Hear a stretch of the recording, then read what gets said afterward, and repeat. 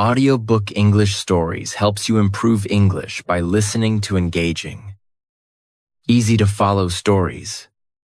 In this episode, Catherine Sloper meets Morris Townsend, faces pressure from her father, and learns a painful lesson about love, money, and trust in Washington Square. Chapter 1. An ordinary girl. Many years ago, in the city of New York, there lived a doctor. America likes doctors, and New York liked Dr. Sloper. At the time our story begins in 1843. Dr. Sloper was 50 years old. He was a good doctor. He was a man of the world, and he was honest. Life was good to him. At dołączyć się szapty. He married a beautiful and clever girl. She had pretty eyes. 是美人. Ling ling ling. And a good place in society. For 5 years. Dr. Sloper was a happy man. Many of his wife's friends came to him, and he did well in his profession. They lived in a large house in Washington Square, a quiet corner in a noisy city. Their first child, a very clever little boy, died when he was 3. His mother's love and his father's profession did not help him. 2 years later, Mrs. Sloper had a second child, a girl. The doctor did not want a girl. But this was not the worst.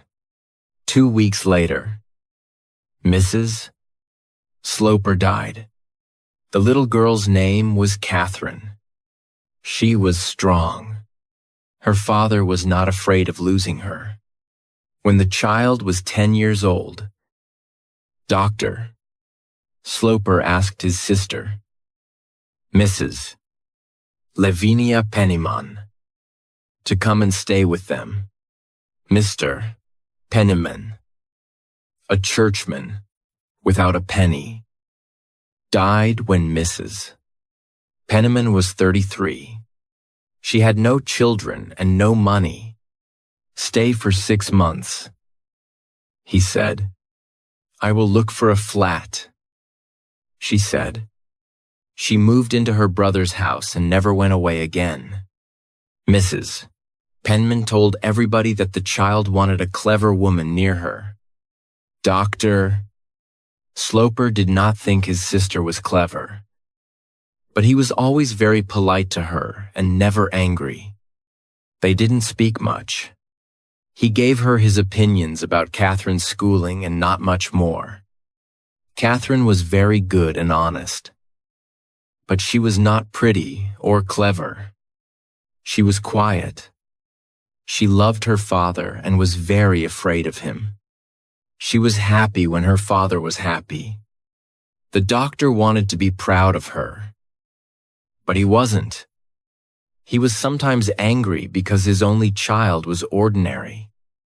When she was 18, Catherine was a quiet young woman, but she began to wear strong, noisy colors. Dr. Sloper did not like her new dresses. He thought she was vulgar. One day, Catherine's other aunt, Mrs. Almond, asked a lot of people to her house. Mrs. Almond was the younger of Dr. Exon, Sloper's 2 sisters. She was the wife of a rich city man and the mother of 9 children. She was pretty, happy, and clever, and her brother liked her. When he wanted to talk about Catherine, he went to her and not to Mrs. Penniman. Catherine was close to her aunt's children. There were 7 boys and 2 girls. The older girl married young. The younger girl, called Marion, soon decided to marry too. She found a young man called Arthur Townsend. And so the Almonds asked everybody to the house. Mrs. Penniman and Catherine arrived at the Almonds. The doctor planned to come later. Soon after the dancing started, Marian Almond brought a tall young man over to Catherine. Catherine, this is Mr. Morris Townsend. He is from the same family as Arthur. He wants to meet you very much.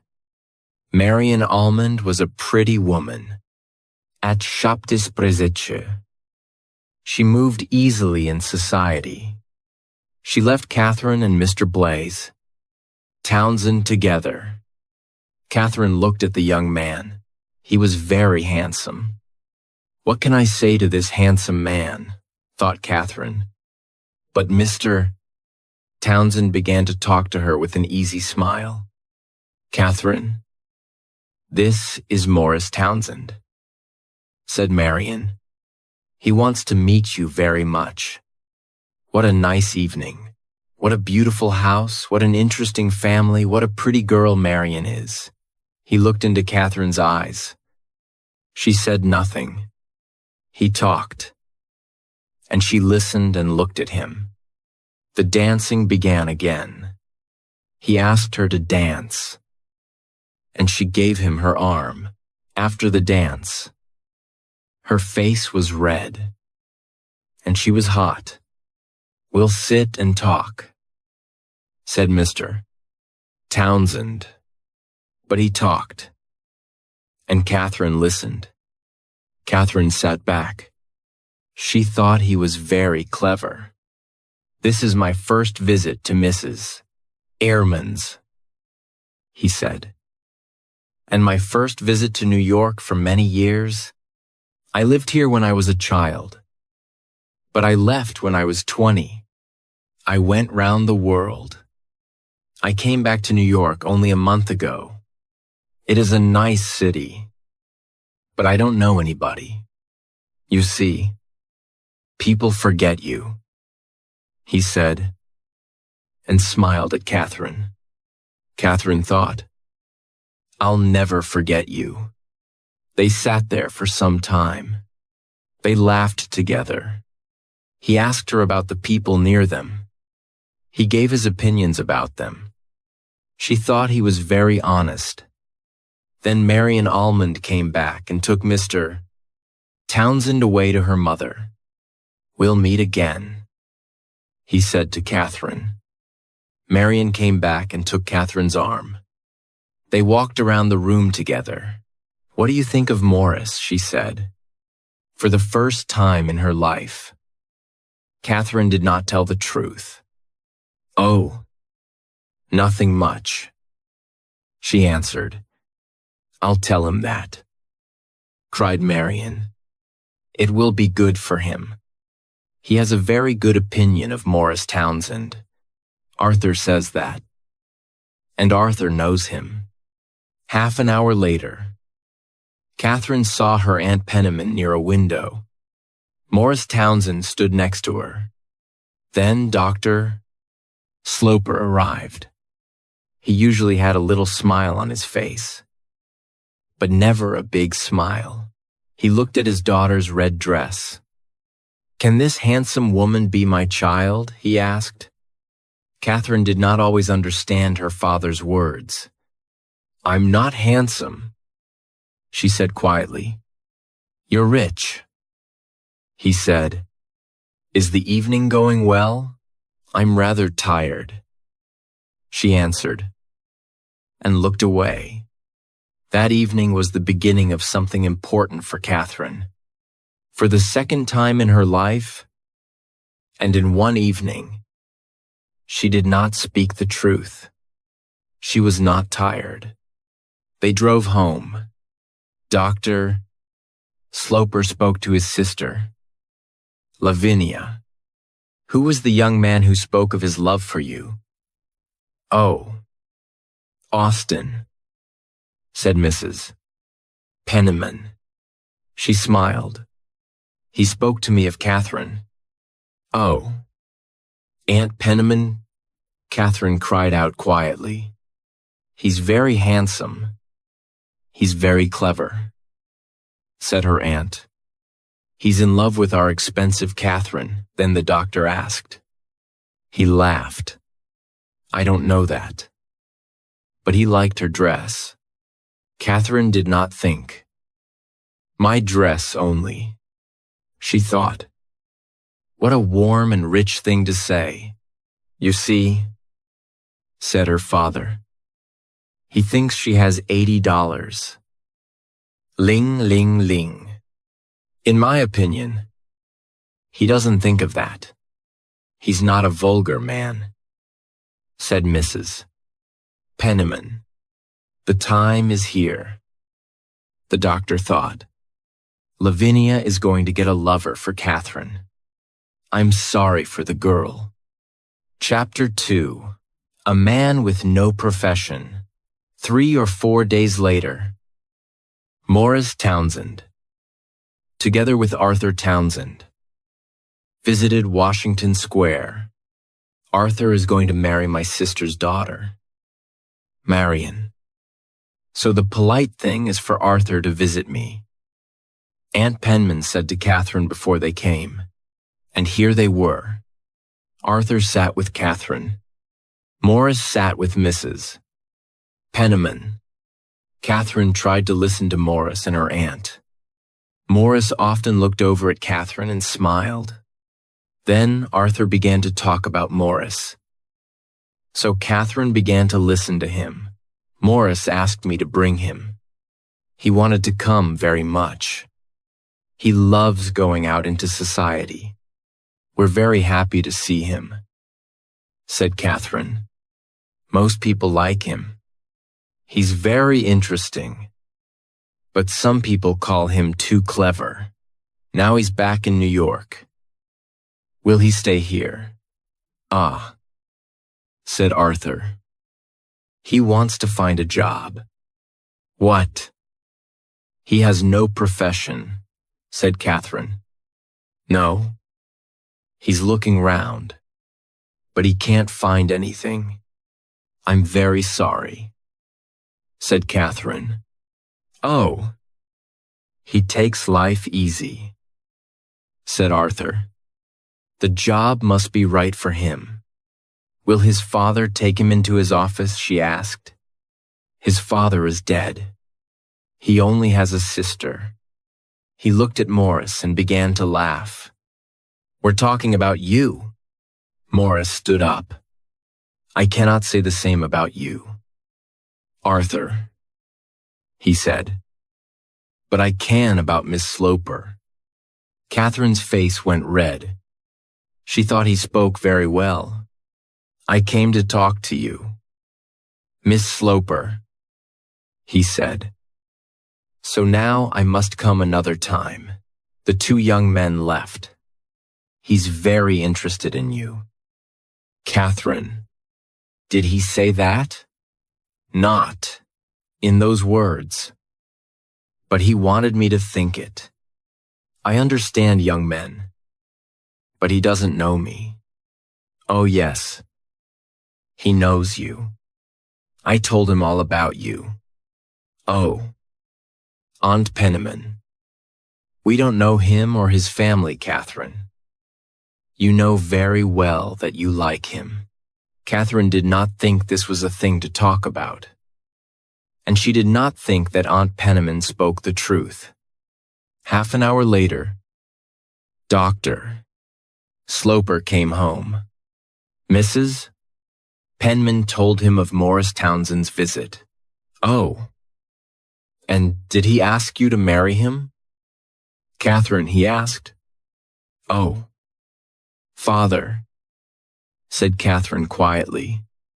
She turned and looked at the dark sky through the window. He will ask you first. Austin, said Lavinia, and smiled. The next time he comes, call me, the doctor said. But the next time Mr. Townsend came, the doctor was out again. Mrs. Penniman left the two young people together. The visit was quite long. He sat there in the biggest chair by the fire for more than an hour. He looked around the room carefully at all the things in it. He looked at Catherine carefully. There was a smile in his handsome eyes. His talk was light and easy. He asked Catherine many questions. Did she like this? Did she like that? Tell me about you. He said, Give me a picture. I can carry it in my head.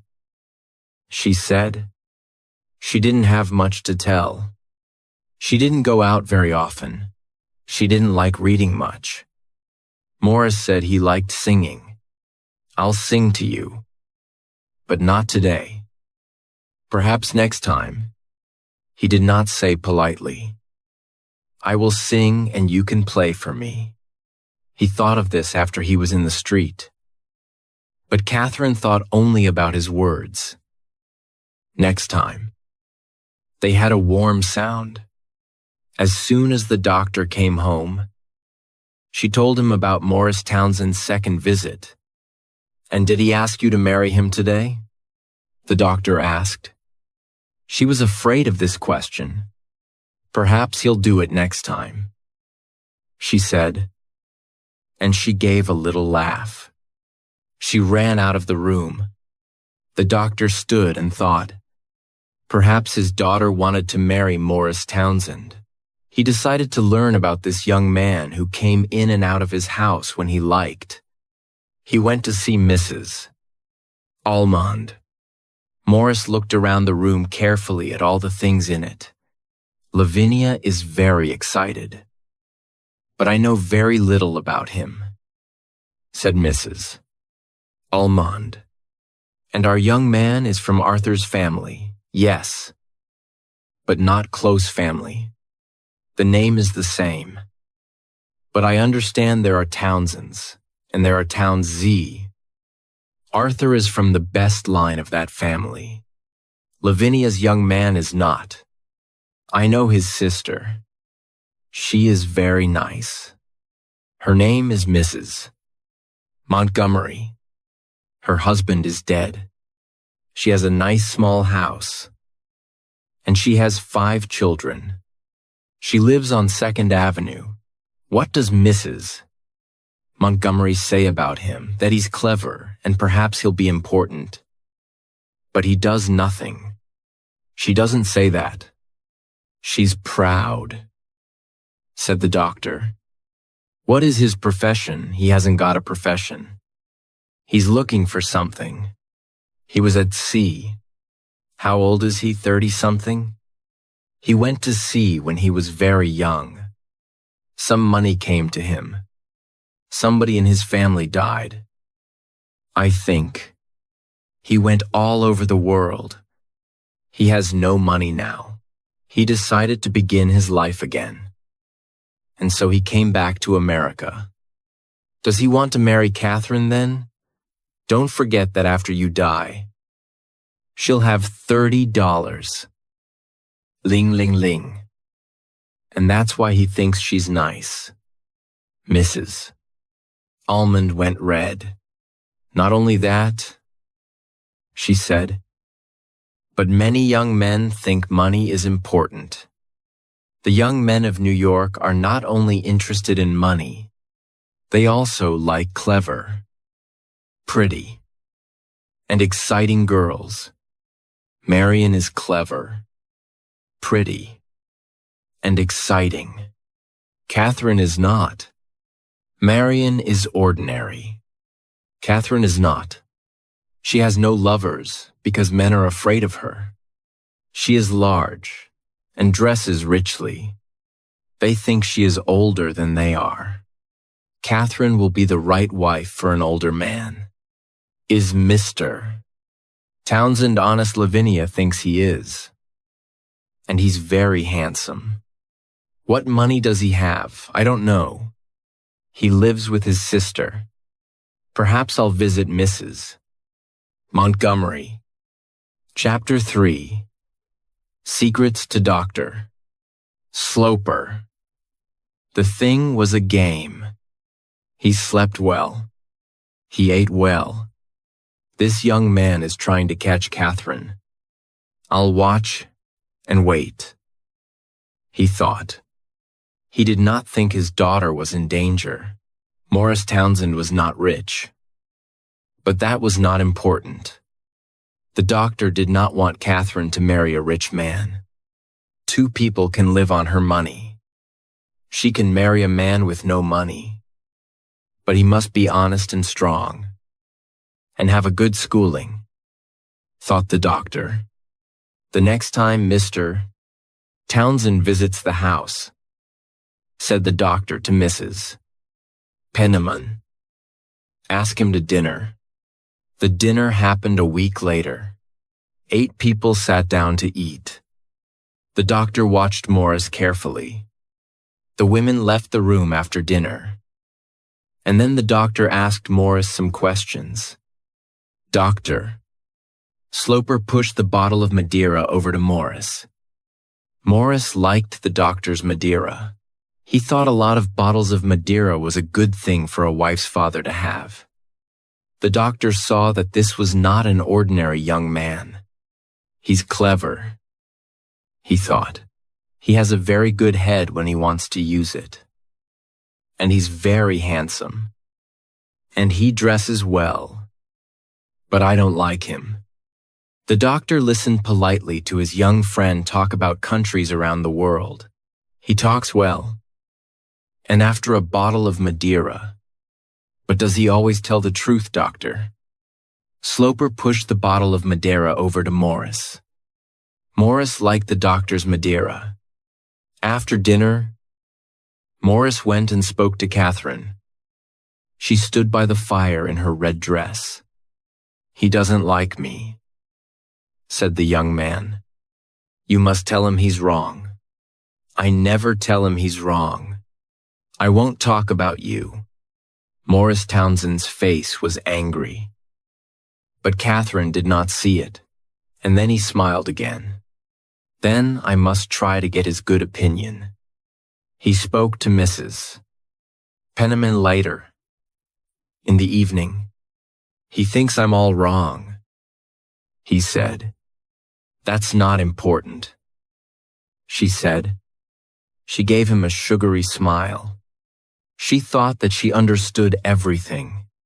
Ah, you say the right thing, said Morris. Mrs. Penniman was proud that she always said the right thing. The next day, the doctor saw his sister, Mrs. Almond. And what do you think of him? She asked. Lavinia tells me Catherine loves him. She must stop loving him. He's not a good man. He's vulgar. After 30 years as a student of people, I know what people are. My profession teaches me to understand people in an evening. Well, perhaps you're right. But the thing is, for Catherine to see it, I'll give her some glasses. Morris visited Washington Square often. A young man in New York with no profession has a lot of time. His visits were the most important thing in Catherine's life. Each time Morris left the house, she thought only of his next visit. Catherine did not tell her father about these visits. He did not ask. He wanted her to decide that Morris was no good. Lavinia loved secrets and did not say anything. What is happening in this house? He asked his sister politely a few weeks later. Happening? Austin, Mrs. Penniman cried. Why? Nothing. Lavinia, you're not being honest with me, he said. Mr. Morris Townsend is coming to my house 4 times every week, and nobody tells me. Does the young man ask you to say nothing? Or is it Catherine? Catherine doesn't tell me anything, said Mrs. Penniman. I find Mr. Townsend very interesting. But that's all. He tells me a lot about his life and his bad luck. Ah, is bad luck. Tell me about it. It's a long story. In his earlier life, he was bad. He says so. But he paid for it. And now, he has no money. And he has nobody in the world. He lost his friends then because of his bad life, no. He had bad friends. He has good friends too, his sister and her children. The children are young. And the sister is not nice. Does he say bad things about her to you? She pays for him. He's looking for a profession. He looks every day. He's looking for it here. The profession of husband to a weak woman with $30. Ling, ling, ling. Every Sunday evening. The family at Washington Square went to Mrs. Almond's. The following Sunday, Morris Townsend was also at Mrs.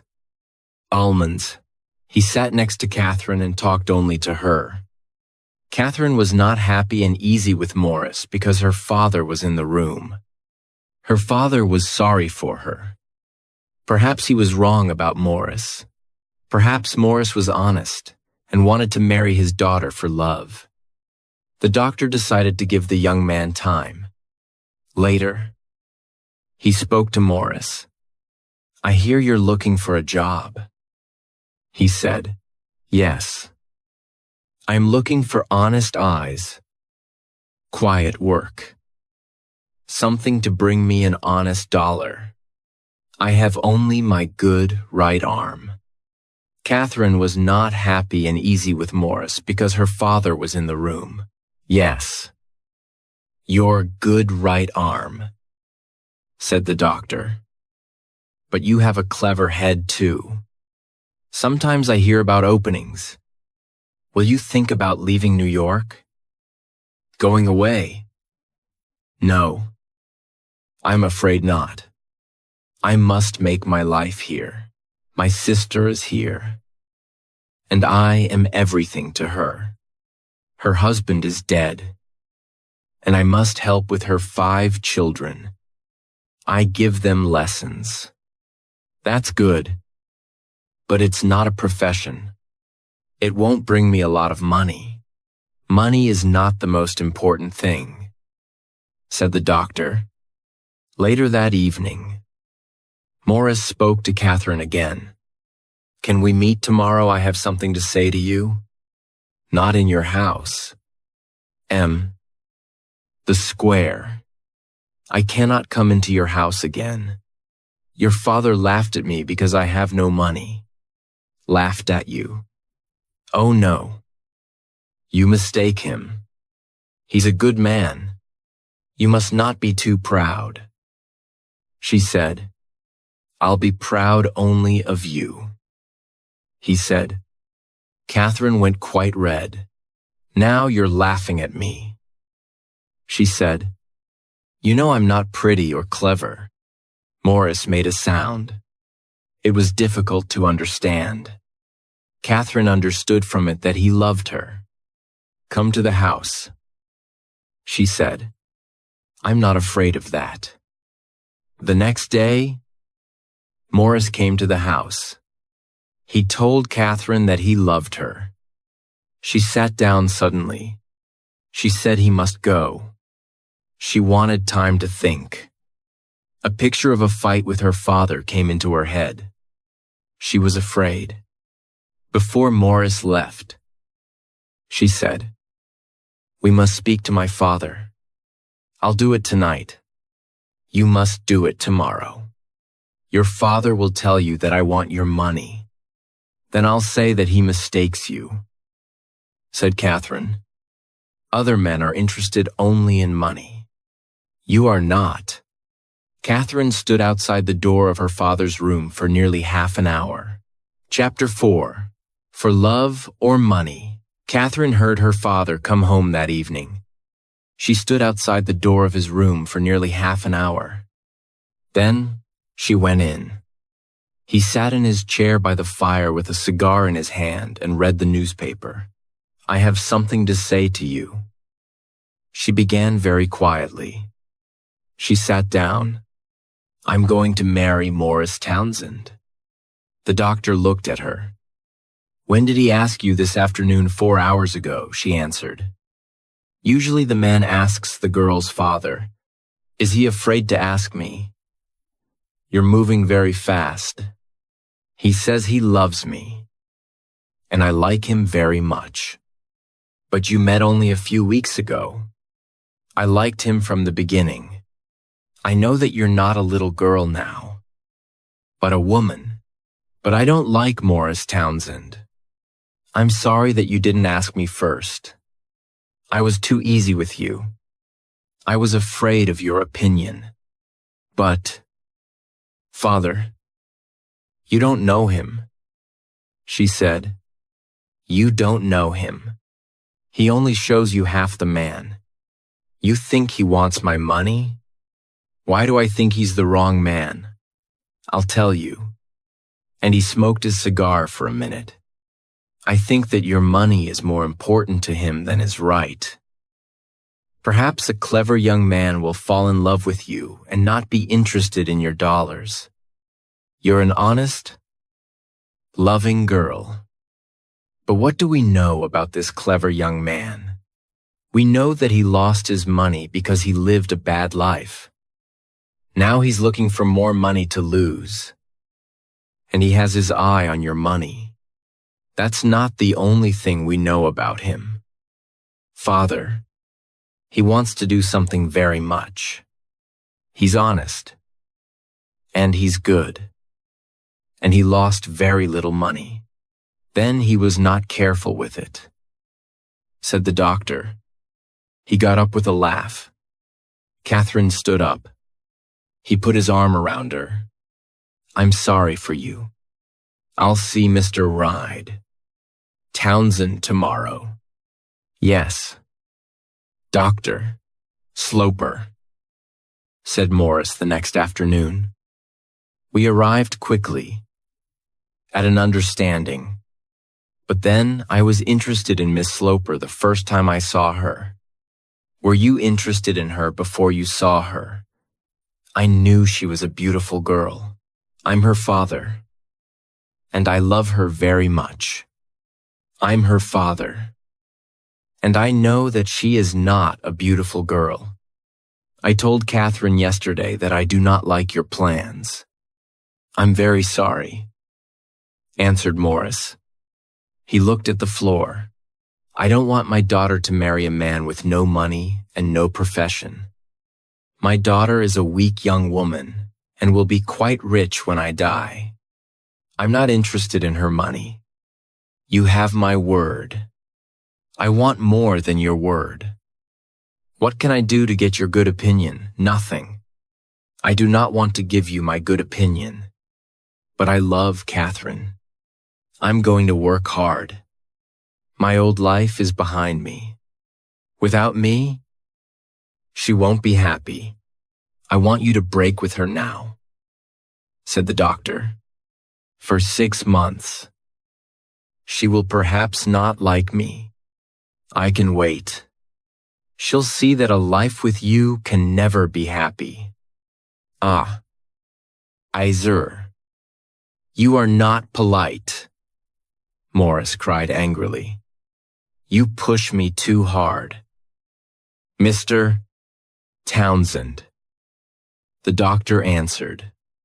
"Perhaps Catherine will not want to break our understanding. She won't forget me easily. I have nothing more to say." Morris left the room. "But I love Catherine. I'm going to work hard. My old life is behind me. Without me, she won't be happy." Dr. Sloper decided to visit Morris Townsend's sister, Mrs. Montgomery. She lived in a pretty little red house with a pretty garden.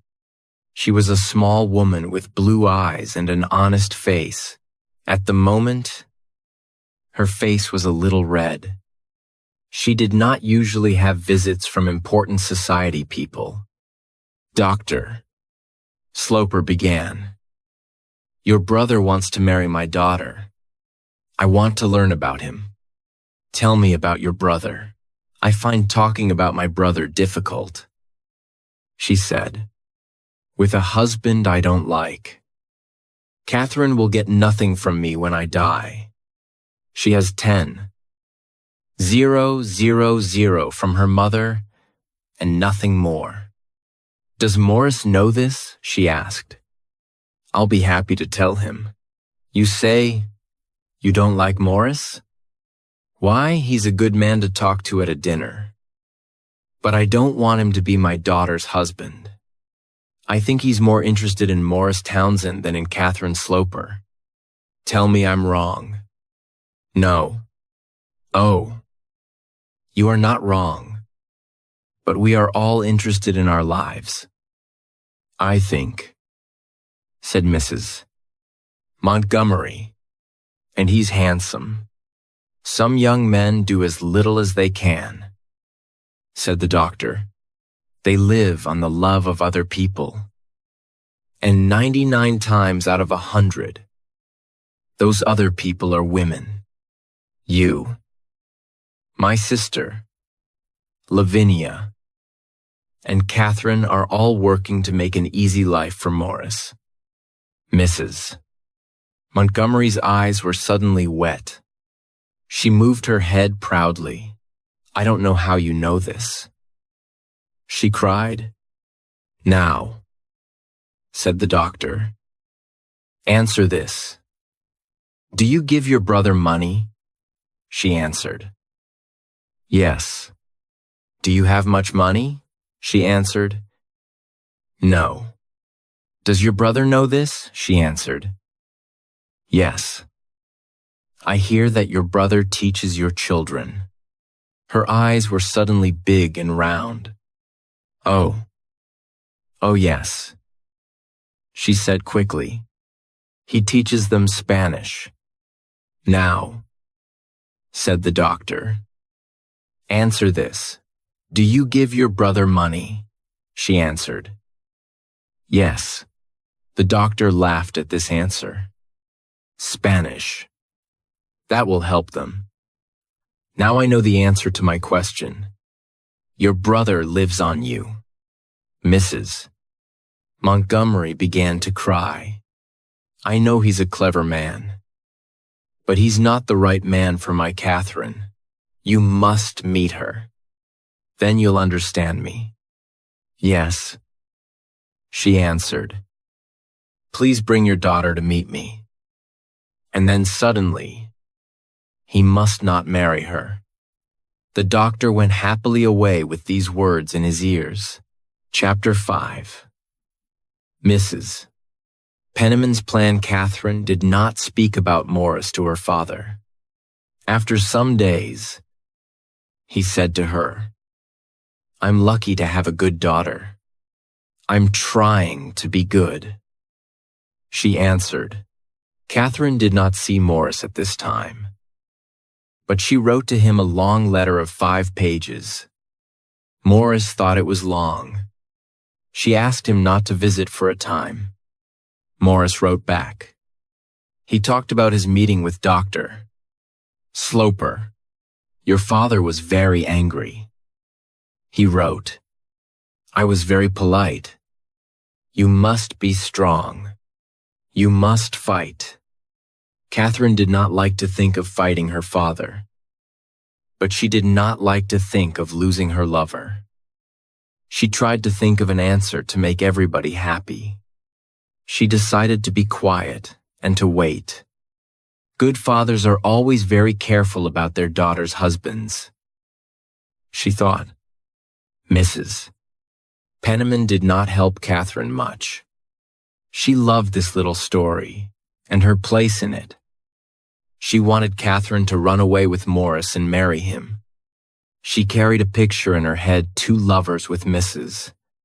Penniman marrying in a small church in a New York back street, living in a dark flat with no money, waiting for visits from Mrs.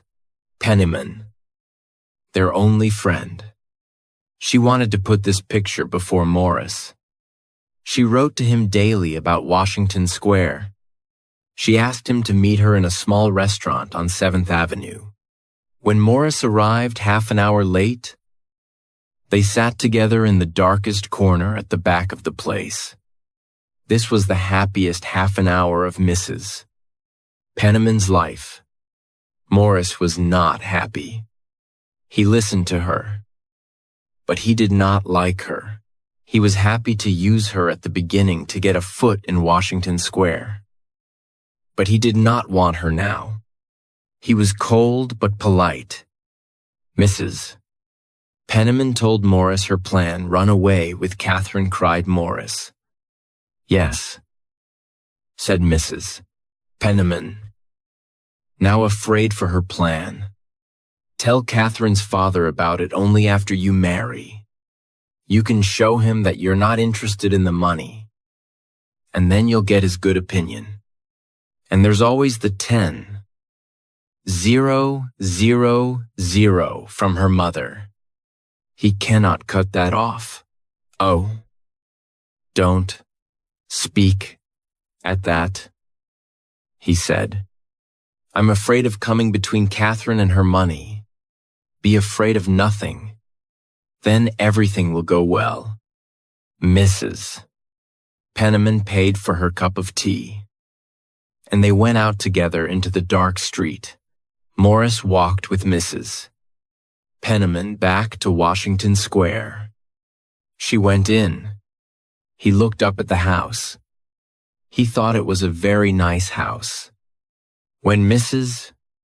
Penniman told Catherine of her meeting with Morris, Catherine was angry for the first time in her life.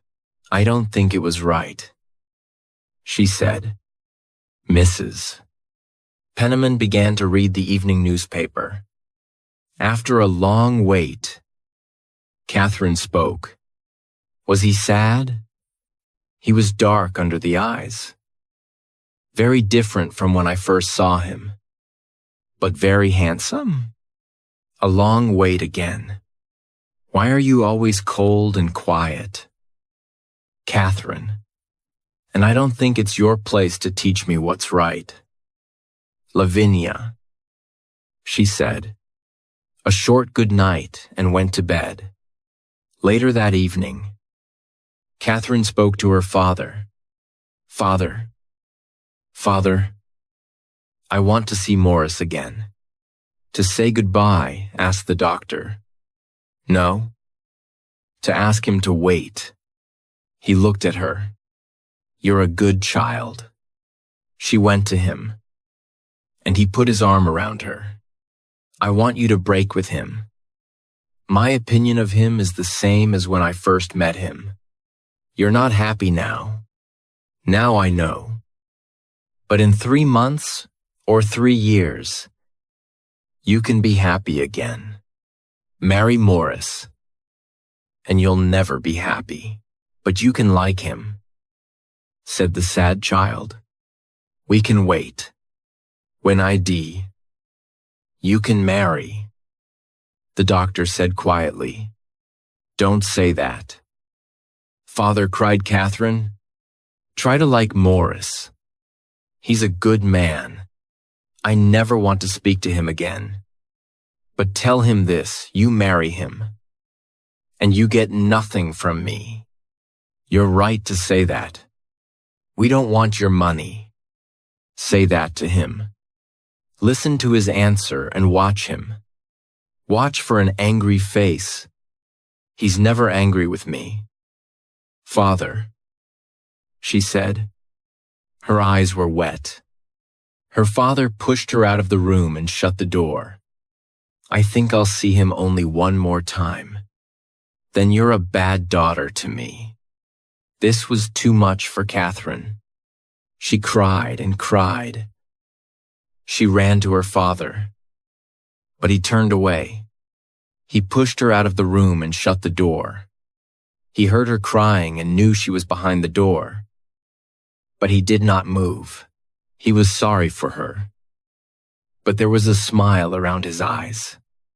That night, Catherine cried for many hours with Aunt Penniman's arm round her. Good, thought Mrs. Penniman. The next morning, she came back into Catherine's room. Catherine was dressed and ready for breakfast. Don't go to breakfast. Catherine, Aunt Penniman said, you won't move your father. Father, you must be weak and ill, not well and strong. I must go. Aunt, I'm only afraid of being late. Catherine wrote to Morris that day. She asked him to visit the next day at a time when her father was not at home. Chapter 6. The Long Wait. Morris was more handsome than Catherine remembered. He put his arms around her. She knew that she loved him very much.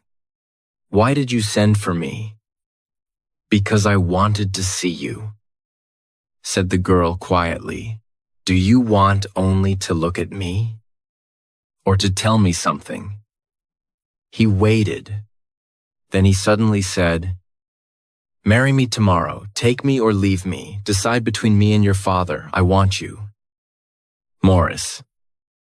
But we must wait. We must be strong. I said to father last night, we don't want your money. His face went red. But he smiled and spoke. No. He was not angry. The money was not important. He loved her very much. Yes, cried Catherine.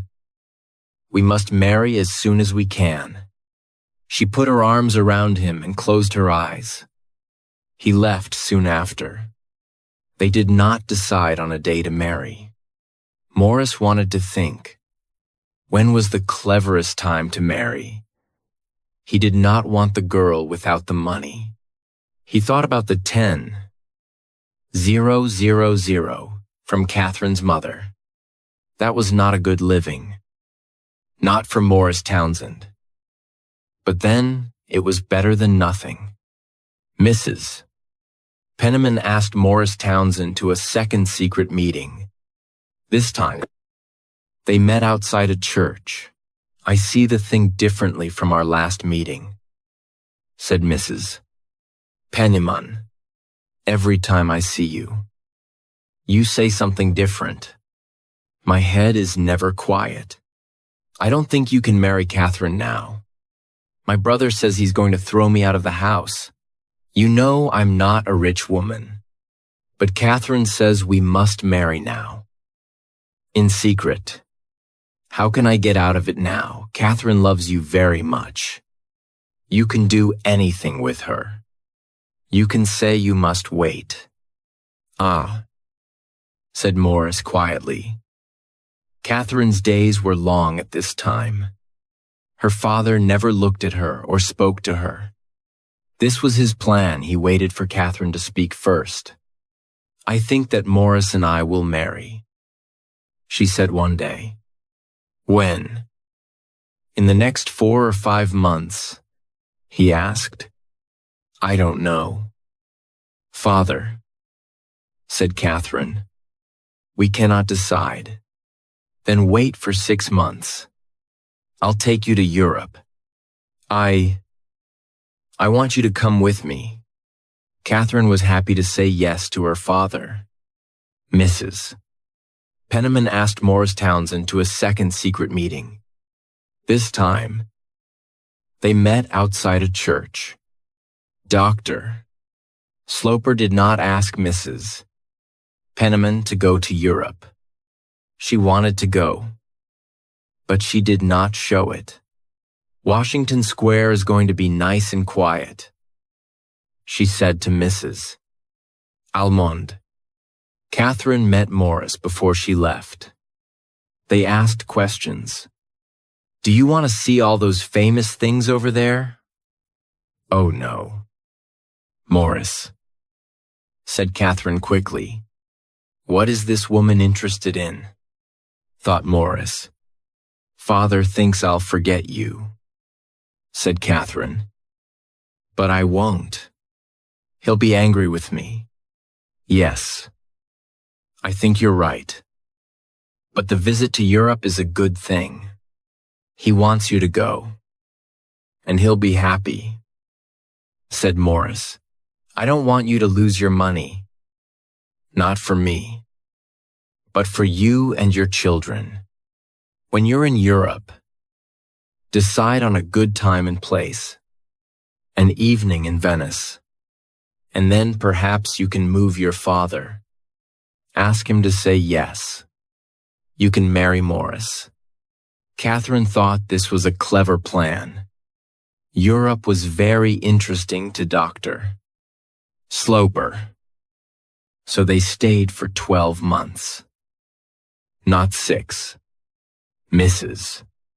Penniman lived well in Washington Square. And so did Morris Townsend. Mrs. Penniman liked to ask him to tea. He had his chair.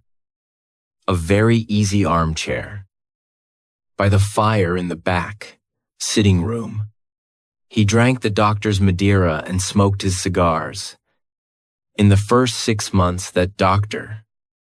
Sloper and his daughter were in Europe, they never spoke of Morris Townsend. Catherine followed her father quietly and politely through the mountains of Switzerland and the buildings and pictures of Italy. She gave no opinion about any of these places or things, and her father did not ask for it. She was not a thinking woman.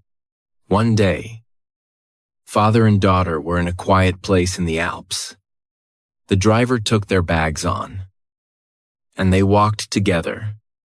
A little cold red light washed over the sky next to the mountains. The two people were very small, but they were not afraid. They walked on in the dying light. Dr. Sloper came close to his daughter and stopped.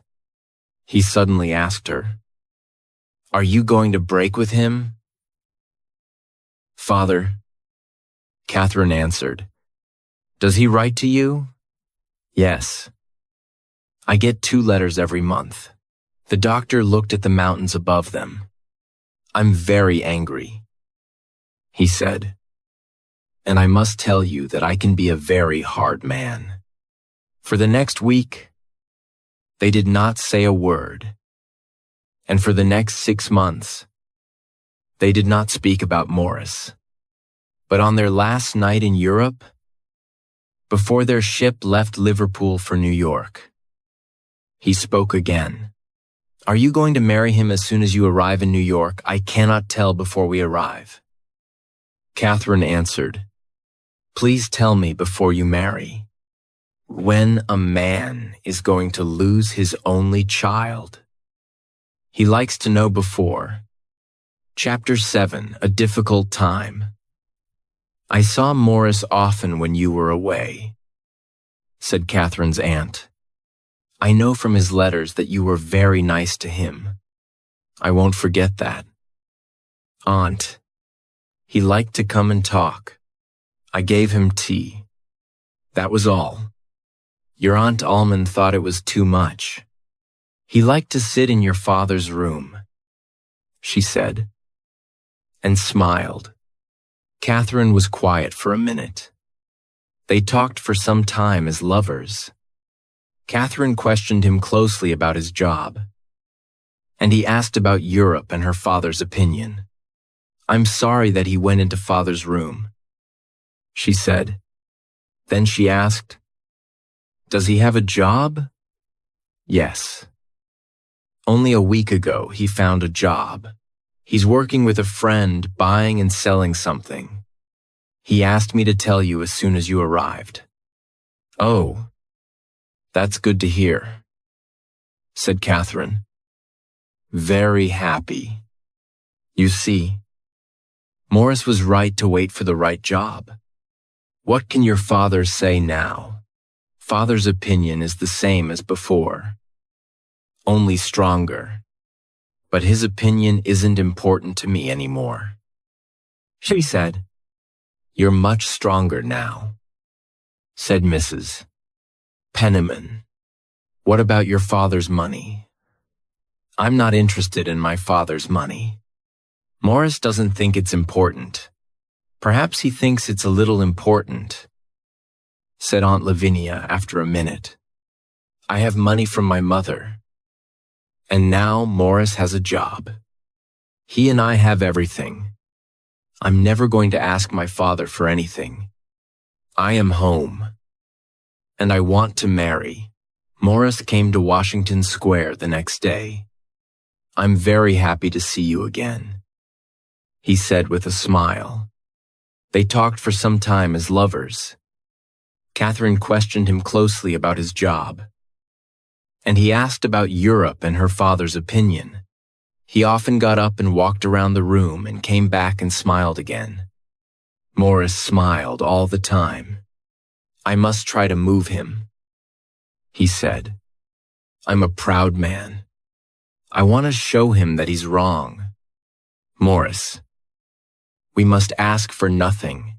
I know now that he doesn't like me much. It's because of my mother. She was very beautiful. And I'm not. He's always thinking of her. Aunt Penniman told me that Morris was angry.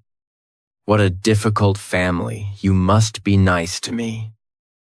Morris, you must always like me, Morris said. I will. It was not difficult to say. The doctor spoke to Mrs. Almond. I know of his visits to my house. I can see where he sat in the chair by the fire. His plan is to take anything, said Mrs. Ilmond. He lived on Lavinia for a year. Mrs. Penniman wrote to Morris. She wanted to see him. Morris angrily threw her letter into the fire. She wanted to come to his office. He said, no. His office was very difficult to find. They met for a walk. Mrs. Penniman had nothing new to say. But Morris had something to say. I know the doctor is the same. He's never going to give us anything. Don't talk to me about him. The fight is finished. I'm the loser. I'm not going to marry Catherine. Morris. She loves you very much. Do you know that? I don't. I don't want to know. You must be a good friend to her. The doctor can help you. The doctor, he'll say, I told you he was no good. Morris went very red. You can tell her that I don't want to come between her and her father. And I don't want her to lose her money because of me. You're very clever with words, said Mrs. Penniman. I must do something very clever with my life next. He said, this is not clever at all. Morris came to see Catherine. He said suddenly, I'm going away to New Orleans. I'm going to buy some coffee. Take me with you, said Catherine. No. It's a dirty and dangerous place. People get ill there. Then you must not go. When people are going to marry, buying coffee is not important. Think about me. Not coffee. We must not wait too long. She spoke strongly. Her hands on Morris's arm. Was this the time to break with Catherine? I don't like this noisy Catherine. I like you when you're quiet, said Morris. But I don't ask much of you. When are you coming again Saturday? He answered and smiled. Come tomorrow. I'm very quiet now. Please. Tomorrow. I said Saturday. He said, but did not smile this time. Tomorrow I'll be in the office. She looked at his hard, cold eyes. Morris, she said quietly, you're going to leave me. Yes. I'll write to you. That's better. Morris, I gave up everything for you, she cried. You can have it all back. Morris, why are you doing this now? What is different? Wait for my letter. Ah, you're not coming back. He got away from her and closed the door behind him. Chapter 8. After the dance, Catherine cried all day and sat up all night. She waited for Morris to come to the house. He did not come. He did not come the next day. He did not write. Catherine wrote a short letter to him. Morris, I'm sorry and I don't understand. You're killing me. No answer. The doctor watched all this happening. After a few days, he spoke to his sister, Lavinia. The story is finished. He said, I'm very happy to be in the right. He put his hands together, jumped up and laughed. Ha! I knew it. One Sunday afternoon, Catherine came back from a walk. Her face was red, and her eyes were wet. One Sunday afternoon, Catherine came back from a walk. Her face was red, and her eyes were wet. Mrs. Penniman questioned her closely and learned that her walk was to Mrs. Montgomery's house on 2nd Avenue. There she heard that Morris left New York some days before. 2 days later, a letter arrived from Philadelphia. The writer did not want to come between Catherine and her father or her father's money. He wanted her to be happy and to stay friends with him in the years to come. He was sorry. Catherine thought it was a beautiful letter and read it many times over the next 2 years. One day, Dr. Sloper found Catherine sitting with her work. Can you tell me when you're going to leave my house? When you go, your aunt goes too, he said. She got up. She put her work away. Her face was hot. I'm not going away, said Catherine. Did he break with you? Said the doctor. I asked him to leave New York. He's not coming back to her a long time. She said, Oh. He said, You're not a nice girl. Catherine. To play with him for more than a year and then forget hint. Catherine learned a hard lesson. She never spoke of the pain inside her. In the weeks and months following the break with Morris, her father never learned the truth. Catherine had her little dance.